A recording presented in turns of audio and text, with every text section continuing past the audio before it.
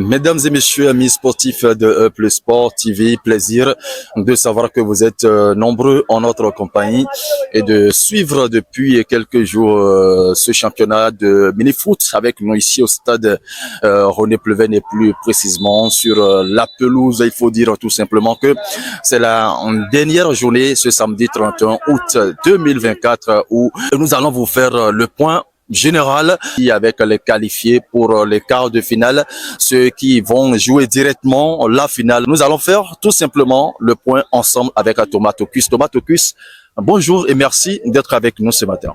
Bonjour Omer, nous sommes encore présents ce matin et comme vous l'avez dit, en entame que nous sommes là pour faire le point général. Nous allons essayer de donner la situation au niveau de chaque groupe et pour que ça soit clair, parce que là nous sommes en train de chuter et chuter véritablement. Nous sommes à la dernière journée et la dernière journée ça veut dire que le point doit être présenté de façon claire et s'il y a situation quelque part dans un groupe, on va pouvoir le dire pour situer tout le monde et que le niveau d'information soit égal partout. Et voilà, comme je le disais dans quelques instants, ce sont les rencontres d'aujourd'hui, les matchs de ce samedi 31 août 2024 qui mettent bien évidemment un terme, en tout cas fait, à la phase de poule. Les quarts de finale et les finales vont pouvoir démarrer déjà à partir de la semaine prochaine. Dans tous les cas, nous sommes là pour vous faire, bien évidemment, tout le point. Il faut aussi rappeler que de l'autre côté du Septentrion, plus précisément, au stade du Paracou, la phase en retour du championnat de mini-foot n'a pas encore démarré. Ça va démarrer probablement la semaine prochaine. Le temps de savoir également aussi ce qui se passe également là-bas, également sur la page officielle de la Ligue Nord de mini-foot. Alors Thomas Tocus à l'instant et au programme ce matin, nous avons Assen Bénin et Ebi Enabor. C'est un match qui n'est pas joué. Pour le moment, nous sommes dans la poule D avec Victoria, Ramses et Asrad, sans oublier Golden Star qui est déjà éliminé actuellement. Ça se joue entre Victoria FC et Ramses. Ah oui, nous sommes pratiquement au dernier match dans ce groupe. Et voilà les deux qui sont déjà en tête de ce groupe qui sont en train de s'affronter. Comme on a l'habitude de dire, ce match fera ou défera le champion au niveau de ce groupe, le premier de ce groupe, parce que à la fin de ce match, c'est-à-dire si on arrêtait le match à ce niveau-là, je pense que c'est Victoria qui prend la tête parce que cette équipe est en train de mener 1-0. Donc c'est déjà nous avons les deux qui doivent représenter ce groupe au niveau du premier tri. Voilà les deux équipes qui sont en train de s'affronter et le point à ce niveau précis nous dit que c'est Victoria qui va prendre la tête de ce. Voilà, puisque à la fin de la première partie, il y a Victoria déjà qui mène sur le score de 1-0 et en tout cas qui a pris déjà l'avantage et ils étaient déjà à la pause comme vous êtes en train de les observer déjà. Voilà, c'était la pause il y a quelques minutes et c'est la deuxième partie qui a commencé comme vous l'auriez constaté en arrière-plan derrière nous. Vous avez la deuxième partie qui a déjà repris, les deux formations sont sur l'air de jeu et jusqu'à présent c'est cette formation de Victoria FC qui mène toujours 1-0 devant Ramses qui a l'obligation de résultat selon la situation dans cette poule D.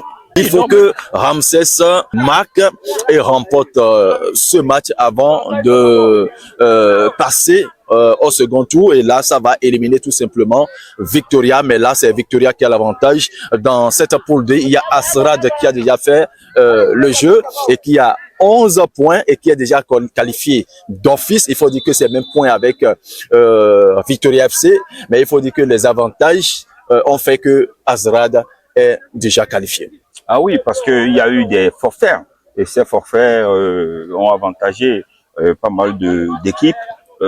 Voilà, ce qui rend le point plus serré. Sinon, normalement, si si Ramses avait normalement joué, je pense que nous ne sommes pas en train de sortir les calculettes pour pouvoir faire le point dans ce groupe-là. Mais il s'est fait que sur tapis vert, ils ont eu engrangé des points au nom d'un comment on appelle, d'un forfait signé. Donc aujourd'hui, comme vous le dites si bien, l'équipe en violet a l'obligation de résultat, c'est-à-dire soit faire match nul ou bien remporter. Voilà les deux Non, options. même il faut dire que le match nul n'arrange pas Ramsès. Voilà, nous avons Victoria qui a 11 points, Oui. Et Asrad qui a 11 points. Oui. Et c'est fait que les avantages de goal average, carton, Oui, ils sont à tout ça la là faveur sont de... en faveur de Asrad qui est déjà qualifié d'office. Oui. Victoria qui a l'obligation de s'imposer avec Oui. une victoire ou de faire un match nul, avant de passer au second tour, pendant que Ramsès, c'est une obligation de victoire, de résultat ce samedi avant de se qualifier. Et voilà que à l'instant, ils sont menés sur le score de 1 but avec Victoria FC. Ah oui, c'est pas encore la fin du match, mais... Parce que pour le moment, il faut dire que Ramsès a 9 points oui. devant Victoria FC qui a 11 points.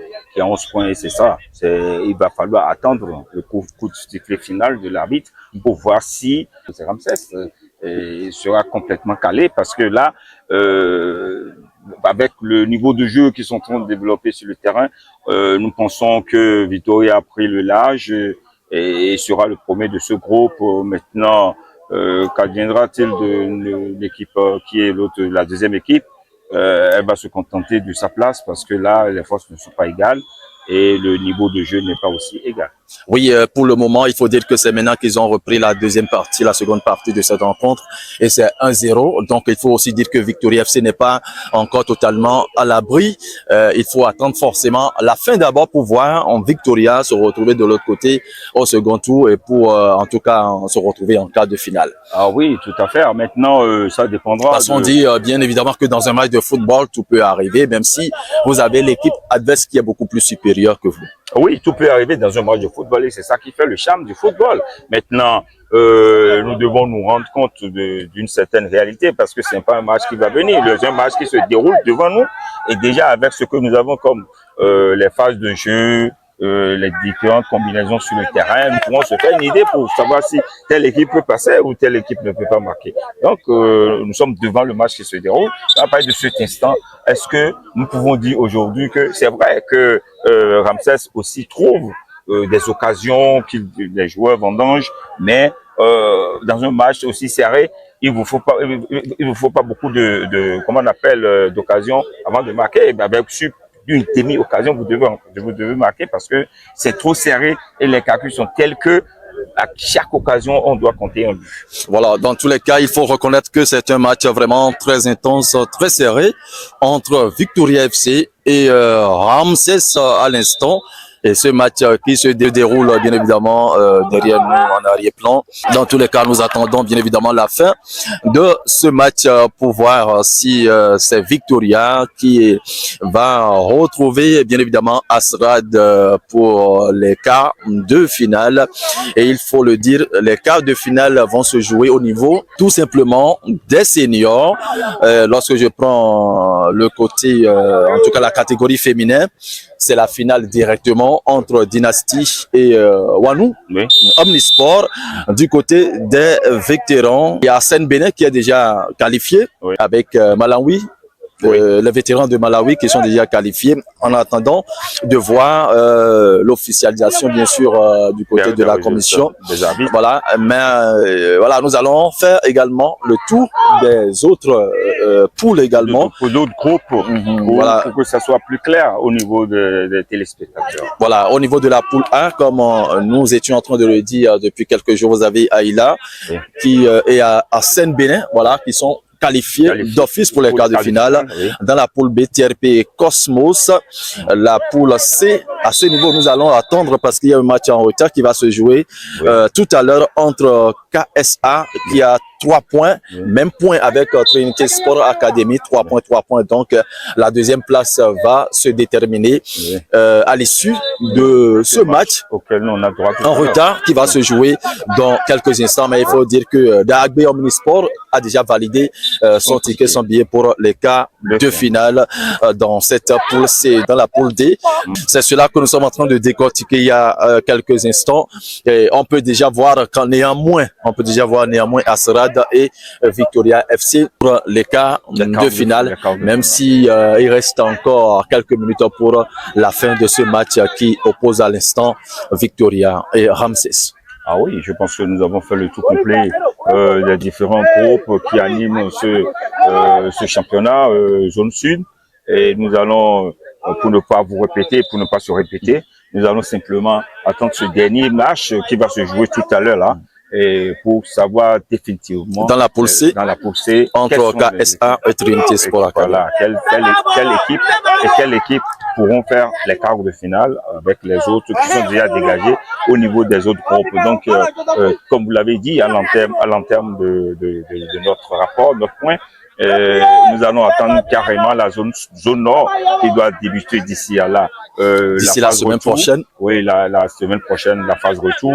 Et ça ira très vite. Et je pense que nous allons essayer, avec le point au niveau du nord, faire un point général maintenant et permettre aux gens de nous suivre de façon beaucoup plus efficace et beaucoup plus digeste.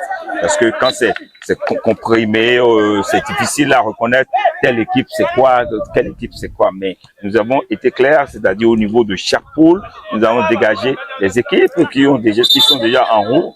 Les deux premières équipes qui sont qualifiées pour les quarts de finale. Au niveau de la zone sud, on attend un seul match qui va se jouer tout à l'heure.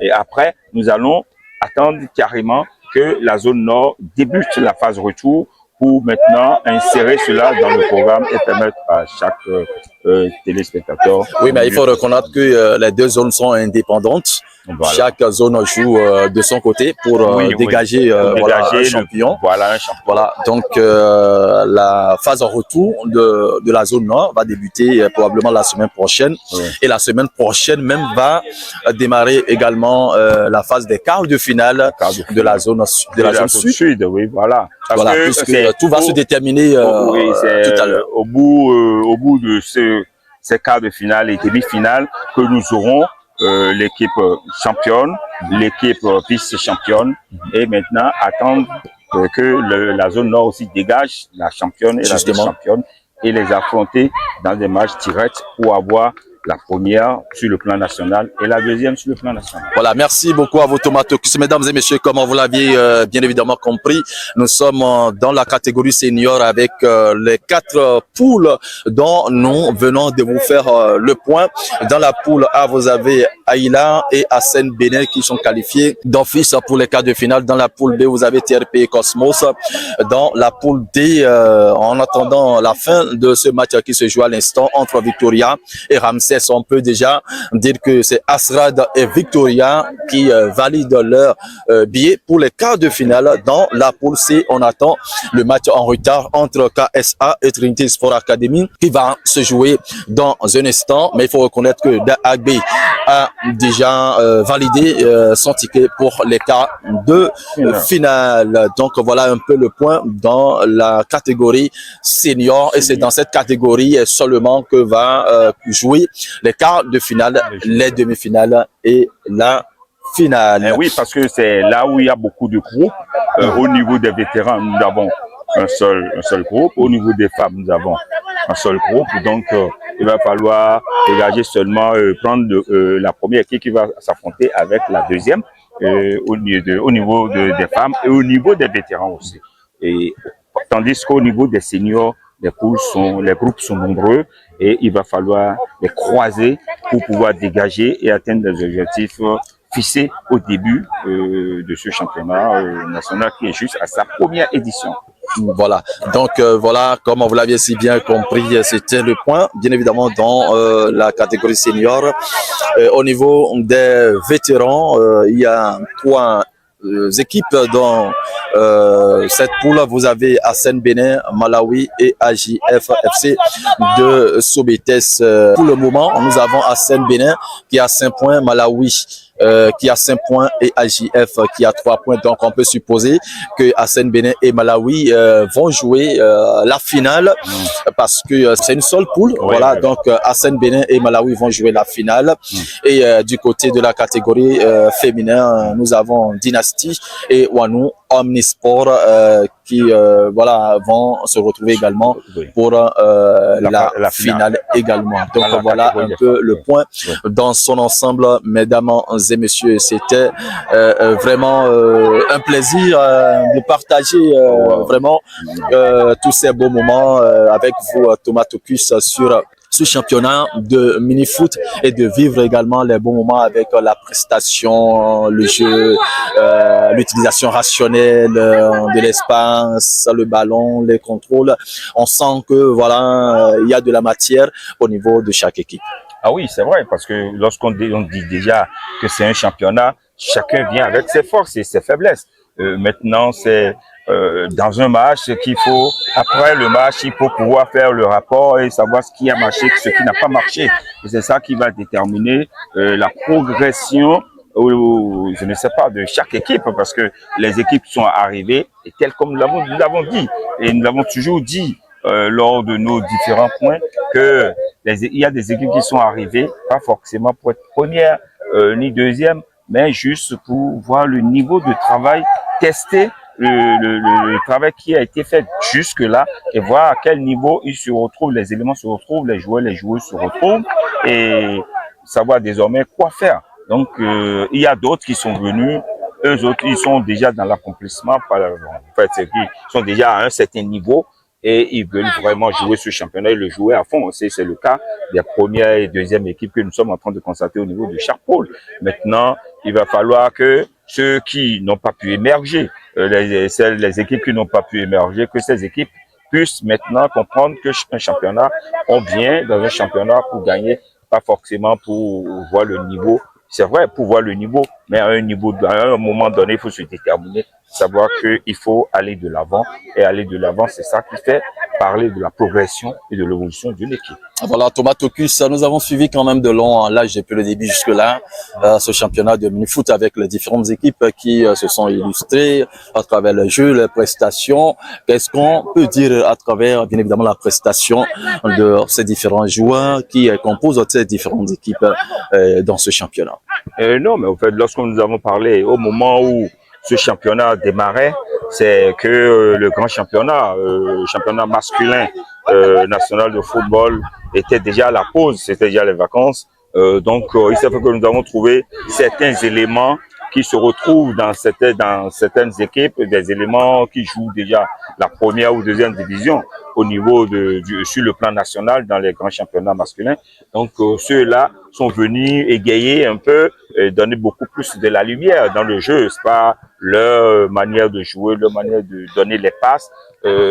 Ça fait que le niveau n'est pas trop à critiquer. Mais par contre, il y a d'autres équipes, d'autres matchs sur lesquels on ne peut rien retenir parce que dans ces équipes, il n'y a pas encore de talent confirmé. Pas confirmé, des talents qui s'expriment déjà dans des équipes plus huppées que c'est l'équipe dans laquelle ils sont en train de jouer actuellement. Donc, à partir de cet instant, nous ne pouvons pas dire que ça n'a pas été accrocheur, ça n'a pas été plaisant.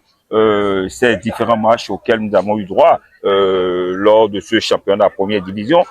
Mais c'est l'occasion de dire aussi que bon, il va falloir, et là ça concerne beaucoup plus la fédération elle-même, que si c'est pour donner l'occasion à des joueurs qui ne sont pas déjà des talents qui s'expriment déjà au niveau des équipes qui animent le championnat national, des championnats nationaux, parce qu'il y a le niveau senior, il y a les catégories d'âge qui ont le championnat qui jouent.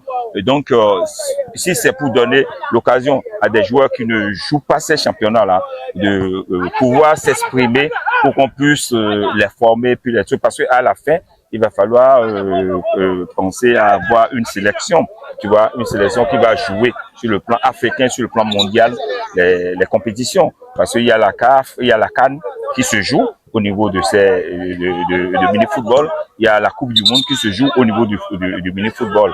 Donc, à ce niveau, je pense qu'ils vont essayer de réécrire les tests pour permettre à ces équipes qui ont tendance à prendre forcément les trophées parce que elles veulent vraiment les trophées. Elles alignent des joueurs qui sont d'un cran. Si c'est des joueurs qui ont opté pour ce football, c'est bon, mais qui vont commencer et lorsque les championnats les championnats vont commencer sur le plan national, le championnat masculin va commencer sur le plan national, on va constater leur absence. Je pense que ça ne sera pas très bien pour le championnat mini-football. Je pense que c'est des choses à voir et à réécrire parce que c'est vrai qu'on ait fait cette première édition qui s'est déroulée tant mieux que mal. Forcément, il y a des choses à revoir. Il faut voir, il faut réécrire. C'est pas facile, Mais moi, je salue déjà. C'est vrai que ce n'est pas encore la fin, mais je salue déjà l'abnégation, tout le courage du président Germain Ambroise qui a mis les petits plats dans l'écran pour que ça se tienne. Je pense que c'est déjà une très bonne chose parce que vous savez, nous sommes dans un pays où nous ne sommes pas trop habitués à voir des championnats qui se jouent jusqu'à la fin. Mais depuis que nous avons connu un autre régime, le régime de la rupture, je pense que tout se passe très bien. Donc, je salue au-delà déjà cette habitude qu'on prend sous l'ère de la rupture et de bien terminer les championnats, quand même le courage et tout l'engagement du président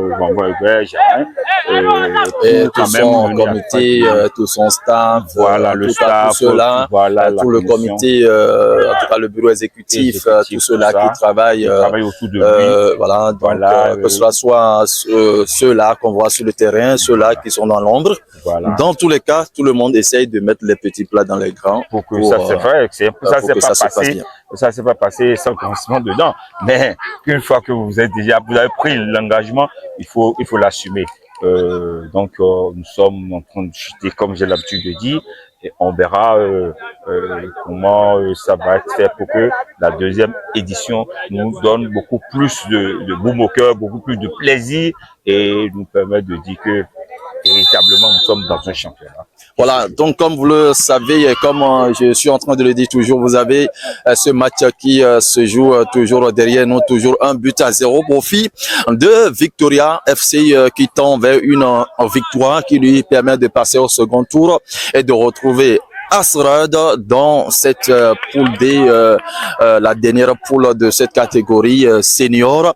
Voilà, donc Victoria qui continue toujours de pousser et pour aller chercher bien évidemment le deuxième but. Au même moment, il faut le dire, Ramsès également veut l'égalisation, même si un match nul ne les arrange pas.